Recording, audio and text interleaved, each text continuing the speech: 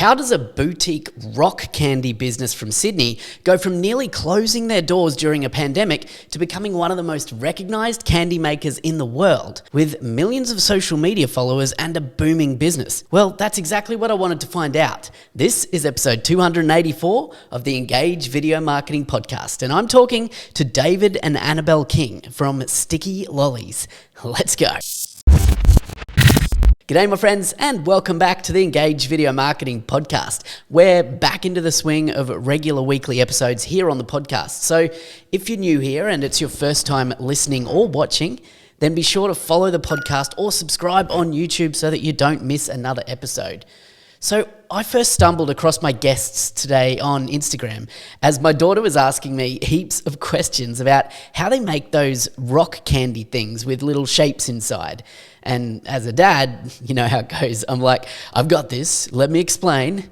But of course, as a daughter of the YouTube generation, she didn't want my explanation. She just wanted to watch a video to see how it's done. So I came across these guys on Instagram first, I think, and then I found them on YouTube and all the other platforms.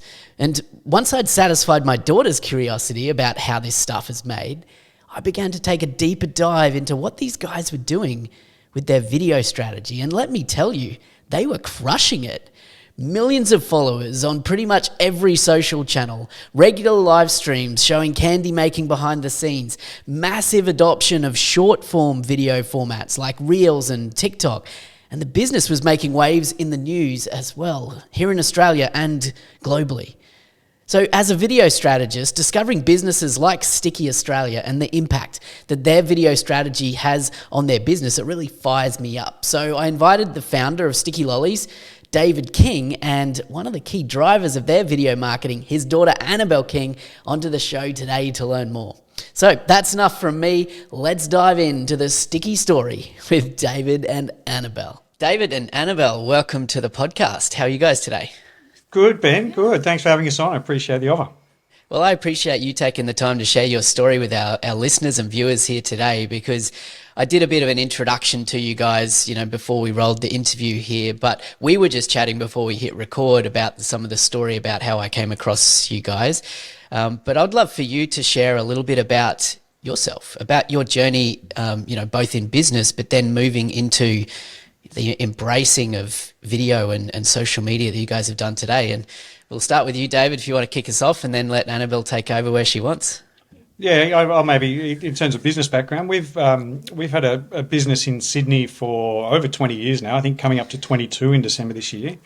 There've been some fabulous highs and some fabulous lows. We did have 3 locations in Sydney, went back to 1. We developed relationships with some people overseas. So we have developed franchises, although they're franchise in name only, really. It's more like a kind of relationship that we have with people in 11 different countries, a lot of which are still going. They're not all still going, but business has been, I think, as it is for everyone, a bit of a roller coaster. There's been some fabulous bits and some low bits, and probably none lower than March of 2020 when COVID came along and the pandemic hit Sydney. We're located in the Rocks. So of all the parts of Sydney that were hit by COVID, I think the Rocks was probably, it's a tourist precinct. So everyone disappeared. We were literally walking around in a kind of post-apocalyptic zombie movie, or what felt like it, for a little while there. And the other part of our business has always been weddings and corporate promotional stuff. And everyone cancelled their wedding and everyone cancelled their corporate event. So business kind of went to zero pretty much instantaneously over the period of about a week in March of 2020. What we do is inherently a little theatrical, or not a little, but like it is theatrical. People will stand and watch us do what we do because the process is kind of mesmerising.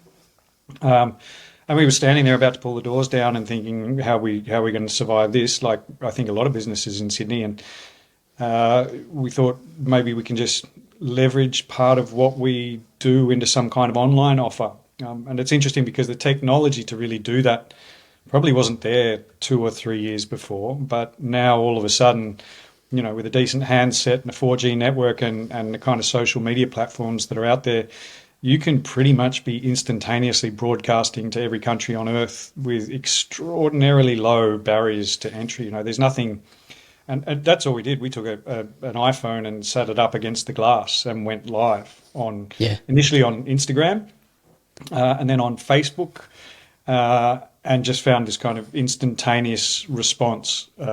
People really getting, not just kind of enjoying the process, but getting a lot out of the fact that there was this stupid little lolly shop in Sydney in the middle of a pandemic where nothing was wrong. We were dressing up and stupid outfits and putting ourselves out there, but really quickly it went from 20 people watching to 60 to 150, and when it went crazy, probably a month after that, we were having 20,000 people from all over the world watching us do a live stream dressed as hobbits from Mordor or something like that. But at its core, it's the process. What we do is sculptural. It has a beginning, it has a process, it has a construction, it has a reveal at the end. It is kind of a mesmerizing process. So combining the process with the personality of some of the guys in the shops, it just took off. It went a little bit crazy. It took us entirely by surprise. It was a delightful surprise in the middle of a pandemic. Yeah. So tell me, where did that idea originally come from? Had you done live streaming before, or you just thought No. there's no one here physically, this is a way to get it out in front of people? Like who pushed that idea forward? It's a And dangerous question. The original idea, I think, I'm going to have to was- ask you, Annabelle, as well. But David, go for it. Well, Lily and I, who's been with us for about 16 years now, and she's our store manager, and a really core part of the business. We were standing in the rocks, literally thinking, that's just it. They just announced a version of JobKeeper in the UK, and we were thinking we can get through to that. And I can't remember if it was Lily or I, but like we said, why don't we just try putting it on Instagram, do a live on Instagram. And that was it. That was the original idea. It went crazy on those two platforms, particularly on Facebook, with a really big US audience, and the timing was kind of nice for us because 10:30 in Sydney is sort of 7 o'clock at night in the US, depending on where you are. And then after a few months, Annabelle, she was in her last year of high school at the time, doing her HSC, and she was sort of watching what was happening, and she suggested we start a TikTok. And that kind of, once we did that, that took what we were doing. We were mainly doing live streams, and then doing that and taking it and transforming it into short form video, first on TikTok, but then on YouTube Shorts, and then taking some of that short form content and posting it across the other platforms as well. And it took it to a whole new level. Like there was one little weekend where someone in the States shared one of our, they call it duetting on TikTok, but duetted one of our videos, and we got like 1.5 million followers overnight, and our website melted down, and all of a sudden we had logistical issues in terms of we actually had to transform the business from a bricks and mortar retailer. We're still a bricks and mortar retailer, but into an online, we'll never be Amazon, but all of a sudden we had to be fulfilling orders in the same way that Amazon does. So there was a lot of the back of house stuff was quite difficult. But awesome. The live streams and the short form video, they just went crazy. Well, I do want to get to TikTok in a minute, but take me back to when you originally, March of 2020, and, your bricks and mortar side of your business was basically, kind of disappeared under your feet, right? Were you already able to fulfill online at that stage, or was that something, did you have something to sell from those live streams at that stage? We had lollies. We were making lollies, and we had a shop full of lollies that we'd made already. Yeah. We had an online shopping. We were getting maybe 10 orders a week from different parts of Australia. It really wasn't much of our business. Most of our online presence and our website was devoted to what we do around customized product. So we do a lot of weddings, and as I said, but so most of our website was more like a brochure for what we can do for you in a customized sense more than anything else. People were emailing us what they wanted to buy, and we were sending them an invoice, and they were paying us by PayPal initially, and then we would put their order in a box, and then we would ship it out. So it's very manual. I would put it in the back of a car and drive it out to Alexandria, and yes, that transformation was forced on us, and it happened very quickly. But we were up late at night trying trying to satisfy people's orders which were coming in by email. It was a difficult little transformation, that one. A lot on mum as well. My mum, who does the kind of like back of, we call it like, she does a lot of the logistics. She does most of the logistics. And it was like, you could see her up at like 2 a.m. sometimes, just trying to like answer people's PayPal orders and get their information through so they could get lollies so that our business could stay afloat and things like that. Yeah. Well, it kept the doors open, right? So take me to, business was kind of back, shops were open, people were back on the streets. And where did TikTok factor into it? At what stage did you kind of, come to Dad and Annabelle with that suggestion of, hey, let's try TikTok? And what was that suggestion? I'll let Annabelle answer this, but it was a long time before people were back. It was like a year and a half, 2 years. Yeah. We didn't have people so back. TikTok happened still during lockdowns and... TikTok happened about a month after we started first going live. So March, probably it was end April. of May. It was yeah. April. So it was April. Okay. No, so we were doing the live streams and I was in high school still. And at that time, TikTok was still, it wasn't what it is today. It was still like, there was no TikTok Australia. There was just TikTok. And, it was still a bit cringy to have a TikTok account and to actually post TikTok content, even though everyone had a TikTok account and just watched TikTok content. So it was this real transformation period that we were really lucky to kind of jump in at the exact right moment between it wasn't too weird to have a TikTok account, but it was starting to become something that's more relevant and there's starting to be more and more people on it. So we jumped on, and I think in the first few weeks we got up to 300,000 followers. Like the first day we broke 1,000, then we 300,000, and then there was one weekend we got 1 million, and I think that was about a month in, almost exactly a month in, so 1 million followers in a day, which is completely insane. Like that would never happen again. But yeah, it wasn't. They were really looking at, because it was a series of lockdowns and people were still scared to leave the house. The TikTok came into it way before we even had people back in the shop. Like we were still looking at a ghost town, like late 2021. Yeah. Yeah. Yeah, no, we were for a long period there, at least 18 months, we were entirely an online business, entirely. So, David, I want to ask you, Annabelle, obviously, being a high school student at the time was aware of TikTok and, maybe, had used TikTok personally, but what were your thoughts about TikTok as a tool for your business when that was first introduced to you, and how has that changed now? Look, there's kind of two answers. The first one, my response was, what the hell's TikTok originally? And it wasn't quite that, like I heard of TikTok. TikTok was in the news here mostly because of the concerns about it being a sophisticated piece of Chinese spyware more than anything else at the time. The other part of the question is, at that time, I was pretty much ready to jump on board with anything. We'd had such a great response with Facebook and Instagram. I think Annabelle loves telling the story that I pushed back on her on the TikTok, but I think it just took me a little while to work out what it was. And as soon as I did, it was, well, look, why not? And it's kind of has been my big takeaway from all of this process is these vehicles are out there, these platforms are out there, there are these opportunities out there, and you've got nothing to lose by giving it a go. It's not like traditional advertising where you put down your $50,000 budget, and if it doesn't work, you've lost $50,000. These platforms are just like, it's all set up for you and it's ready to use. So, when that came along, not long after TikTok came along, everybody thought they needed to jump on that bandwagon. So YouTube came out with Shorts, and then Facebook came out with, Instagram had Reels, and one of the things we did, I think, all the way through, as soon as any platform was announcing anything, let's give it a go. Let's, it's Threads at the moment. Yeah. Threads on Facebook. We got one of those. But I think that's it. There's so little to lose. Maybe, and it's probably an advantage that small business has over large business to a certain extent is, or there's two advantages I think small business has. Is one is there is less to lose. Your reputational risk isn't as high. And with small business, it's a lot easier to be human. What people have responded to with us as much as anything else is we've just kind of been ourselves. And we've,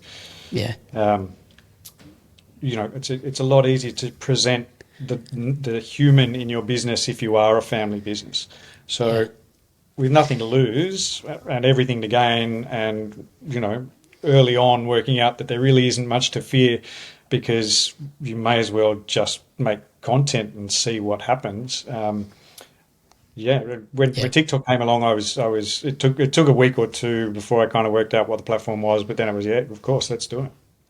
So I'm interested, you touched on something that I think is really important for any business owner or marketer or anyone listening to really hit on, is the idea that these platforms allow the humanity of your business to come through, the human element, right? The people, because people do business with people and people buy stuff from people. And that's a mindset shift, I think, for traditional marketing and advertising, where, sometimes it's less human and it's more contrived and more choreographed and creative and so on. So, Annabelle, let me ask you, what do you think is, somewhat of the secret sauce to the way that you guys approach video content in your business that maybe other businesses can adopt and embrace for themselves? I think that it's very easy to overcomplicate it. So it's a very new format, like when we compare it to other forms of content that has been traditionally delivered, like television, even other forms of advertising, which are very produced. And that's, great for those platforms, television, radio. But for these platforms, people really don't want to see television. Like, they don't want to see something that's very highly produced, very distant from them. They want to be able to engage, and they want to be able to, what would you say, they want to engage, and they want to see they want to see something real. Like, they can go anywhere else for fiction. Yeah. And so I think my secret is always, I just don't overcomplicate it. If I took a really good video of Dad just making like a candy bubble and then popping it, I don't need to go in and I don't need to go in and change how he looks or change screen overlays and add a whole lot of things. That's good enough to be its own video. And it means that to create the whole video probably took 5 minutes, not even. And I think that people can get bogged down in trying to create the perfect video, of trying to get the production just right, of trying to get everything to look perfect, when people don't actually want to see that stuff on those channels. They want to see you kind of fail and be human and be relatable and someone they can engage with. And I pull that philosophy over into not only how I create content, but also how I manage the content. So I'm very big on, if I made a great TikTok video that everyone enjoyed, I'm just going to put it straight onto YouTube Shorts, and I'm not going to change a thing. I'm not going to spend ages curating different content for different platforms when it's already worked, and it probably will work again. There are exceptions to the rule I have, but overall it just helps, makes my job easier, and I think people enjoy it more. Yeah, Yeah, that's great. I think maybe just to echo exactly what Annabelle said, and maybe slightly different, but I think what we did a bit differently to other people is what traditionally, well, not traditionally, but what businesses generally do on social media is they do the media in the same way that they've always done media, in the same way they've done print advertising or television advertising, or they're beautifully crafted and highly curated still images or video, and they look great, and they would look great on Channel 10, or they would look great just about anywhere in Vogue magazine. But what we did is we kind of did the social bit. And it's one of the things that going live really taught us, is what people love is when you stuff up. They love it when you make mistakes. They love it when you're human. They love it when you roll something off the table, or I don't know. Those are the stories that, what social is. It's about relationships. So doing the social thing means creating. It's harder in some ways because you're creating relationships with people, but at the same time, it's easier because you don't have to be so beautifully crafted. You can just throw stuff up and be yourself. And if people see that you're being yourself, that's where the social in social media comes from, I think. Yeah, I think that's a key takeaway for anyone listening to this today, is just to allow themselves to be human and be themselves. But at the end of the day, at the end of the day, I think that, ultimately if a business is going to invest time into doing content like this, there needs to be business outcomes as well. So I'm interested how strategic you guys are with your approach. Like, are you just doing it? Obviously, it works, right? It does have business outcomes for you now, but, how strategic were you in the start, and how strategic are you now, or planned out in advance and all of that sort of stuff? This might be, because I manage more of the day-to-day stuff. And at the start, it was just, did I take a nice video, put it up whenever I felt like it. There wasn't really any rhyme or reason. And then we hit this problem where we were getting too many orders, and like the back end of our sites couldn't keep up. So it became this problem of, okay, well, we actually have to space out what we do and figure out what we post about and when. And if we post this thing, do we have that in stock? And so at the start, it's really been like a 2-3 year learning curve of how do we manage it strategically, and how do we make sure that it all works together. But at the start, it didn't work together as well as you would have liked. So you've been forced to be more strategic. Coordinating. Sorry, Ben. Yeah, so you've been forced to be more strategic over the years. Yeah, Probably good. When we have a production schedule, and we have what's in stock and what's coming up in the next few weeks, which will kind of determine what kind of video content we release at what time. We have a particular schedule that we go live. We have everything is pretty much timed these days. It's more tactical than strategic, though. I almost think we have a system and a way we do things, and then it's just kind of coordinating the bits and pieces, whether it's production schedules or rosters or availabilities, or and putting all those together into one cohesive whole. Yeah. So can you talk us through, I guess, the workflow on a daily or weekly basis there at Sticky? So, is it just, Annabelle, are you wholly responsible for capturing stuff and posting it, or do you have a kind of a team structure there, or how do you manage that content schedule now? It's very cross-collaborative. Like, it was it's actually never just been me. So, all the live streams, Dad manages most of the live streams across all the platforms. And then our manager, Lily, who we mentioned before, she does Instagram and Threads, and that's what she does. She does it great, and we share content between us. So sometimes she's capturing stuff, sometimes I'm capturing stuff, and we just share everything. And we usually make our own content, but we have the raw footage together. And then I got an assistant this year who I go to university with. He's great. His name's Lachlan. And we kind of do 2 halves of a full-time job together. Yeah. But so it's never been anyone's sole responsibility to get all of it. It's always been, there's multiple people who can do their best to film something or capture something or create something or give you ideas. I would say I probably coordinate it across everything. Like, I try to, okay, I'm doing this, and then you're going to do this, and I'll post this if you do this. But I'm not the one who makes everything happen. I need everybody on board with me to make things happen. Yep. Okay. Awesome. I'm wondering if you've got any advice or any thoughts for that business owner listening. Maybe they have a bricks and mortar store, or maybe it's a service-based business or e-commerce or whatever. Do either of you guys, maybe have any advice that would encourage someone to just start trying some of this for themselves if they're doing nothing right now, whether it be live streaming or whether it be short form video content? What advice would you give to that business owner out there based on your experiences?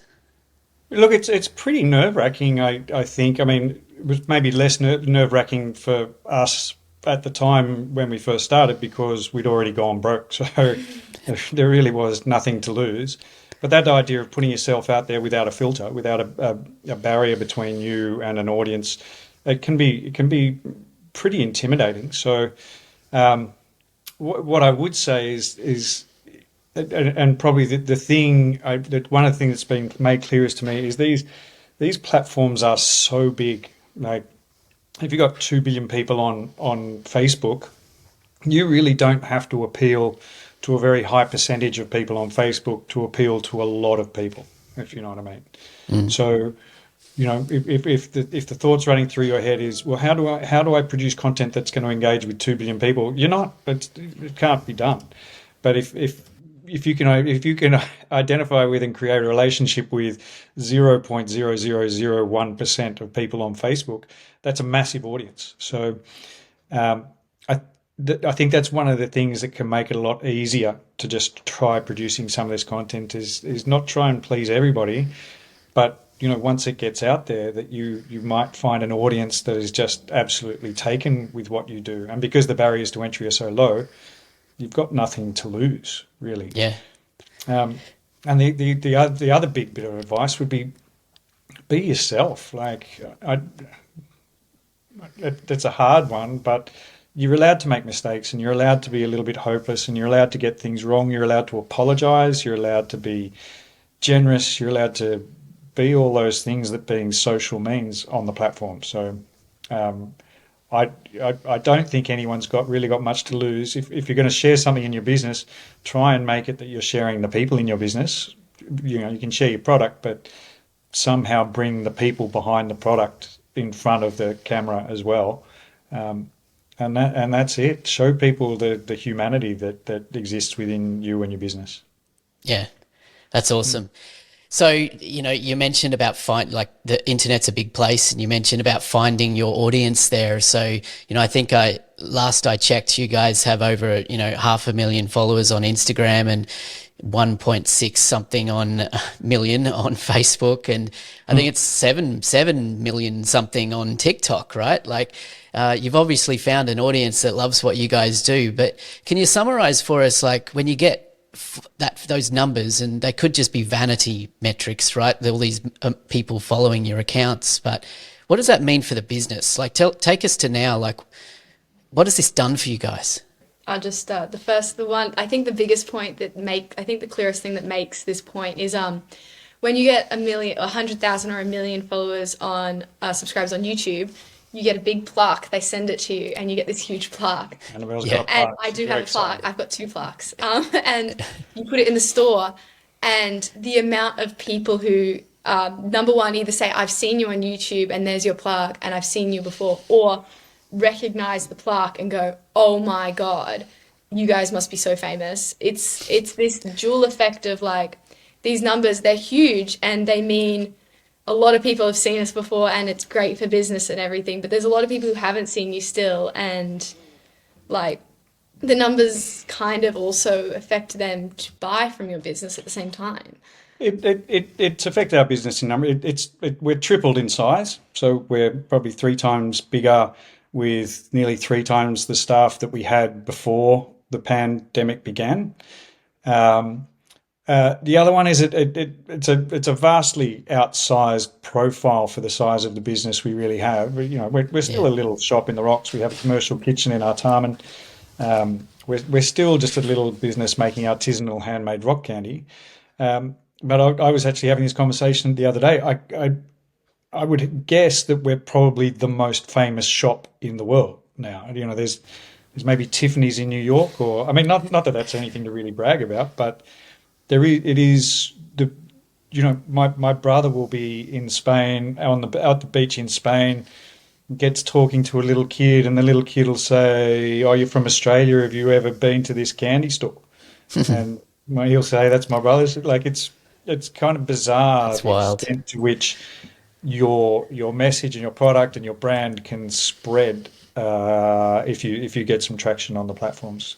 So, one, it has made a massive difference to us in terms of just simply turnover and size, what we produce and who we employ and how much payroll tax we've got to pay and all those questions. But it's also, it's turned our brand into something that, vast numbers of people in any country in the world from, if we're doing a live TikTok, we'll have people from Ukraine or Israel or Nigeria or in the feed, along with people from the United States and Australia. So um, those don't always turn into sales, but there's this kind of feeling when people are watching us that they're watching something that's kind of cool and global, Yeah.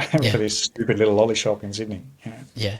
It's a crazy story, and it is an inspiring story as well for other businesses, which is why I wanted to bring you guys on the show to share more about your story. But just in closing here, guys, I'd love to just hear from you guys. What's next for Sticky? What's next for your video strategy? Where are you going? You're just going to keep doing the same and loving life, or where are you I gotta headed? finish uni first. Annabelle's got to finish uni. We've been through a little bit of a over the last year and a half.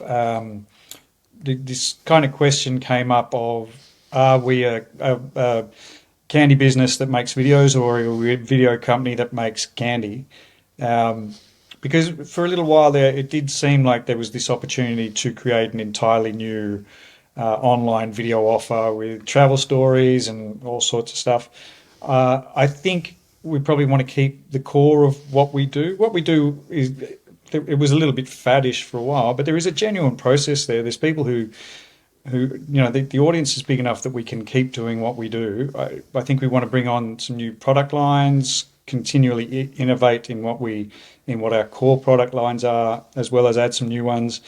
And in terms of the video and what we do there, I think we try and stay relevant, try and keep it fresh as much as possible. And I think we're looking for opportunities to do other things, but at the same time, I think it's become more and more clear over the last 6 months that the reason people like the business is because the business does what the business does, and to try and transform into something new, I don't know that that's probably the direction we're going to take.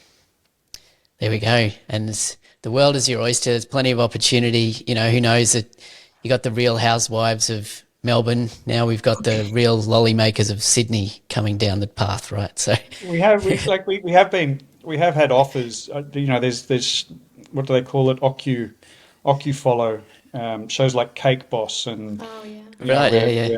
They come in and they film your warts and all, and they try and they help you to generate conflict in your business to create interesting real life drama for the. And we have had offers to have people come in and film the business that way. Sounds horrible. But it sounds horrible, quite honestly. Yes. We have enough conflict in our business already without people following us around with cameras in their face. So, I mean, what's kind of nice is we have this kind of profile that you go, oh my God, 3.5 million followers on YouTube and 7 on TikTok, but we're unrecognisable. No one knows who we are. We're not, you walk down the street, unless you do your hair in a special Annabelle Unless I do my hairstyle, no one knows who I am. Yeah, and that's kind of nice. If the business is doing well and people are enjoying us. I mean, the stuff, after 3 years, the stuff that I think I got most out of it is the community stuff, which sounds a bit naff, but we've got this little group on Facebook, or it's not little, but it's called Sticky Friends, and it's all these hardcore weirdos who really like what we do, and it's about 43,000 people. Wow. But it's people who, the world was a dark and isolated place through the pandemic, and it's people who, and I have people all the time in the shop and online and in the group who just say the way we really saved their lives just by being something, distracting during the pandemic, and not something, the way a lot of the internet works is about creating, getting people enraged and getting outraged.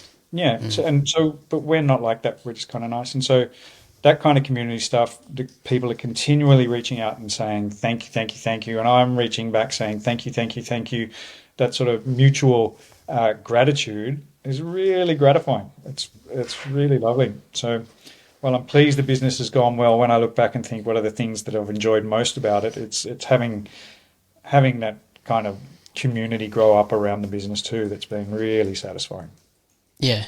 Yeah, that's so cool. I just think, what I really take away from that, David and Annabelle, is that, you did something to kind of save a business, and, many business owners are working to build a business that works, right? But by doing so, what you've actually done is just empowered a whole community around you, around the world, with just through entertainment and through humanity. And, and that's resulted in a business that's growing, rapidly as well. So it's a really cool story, and I really appreciate you sharing that for us today. So thanks, guys. A pleasure, mate. Look, if I'd leave anyone with any one thing, it's like think about how does your business do the social in social media? Yeah. Like, not just the media part, but the social in the social media, and you can only do that by being human and being yourself and showing that to the world, which is it's nerve wracking and scary, but the rewards are incredible if you can find a way to do that in a way that engages with people. Massively inspiring. Thanks, guys. Look, I encourage everyone listening or watching to go and check out what these guys are doing across all the platforms. Go and follow them on all the platforms and enjoy, you know, the content they're putting out on a regular basis. And be sure to reach out to the team there as well and let them know that you heard about them here on the show. So, David, Annabelle, thank you very much for joining me today. It's been a real pleasure. Thank you. Thanks, Ben. Really appreciate the offer, mate. It's good luck with what you're doing, and yeah, if anybody wants to come in and say hello and watch me make some lollies, just say good day. Just come and say good day. Okay, so that's it for me for this episode. I hope you've enjoyed this and got a lot of inspiration and motivation to do more with video marketing for you or your clients through David and Annabelle's and the Sticky Story.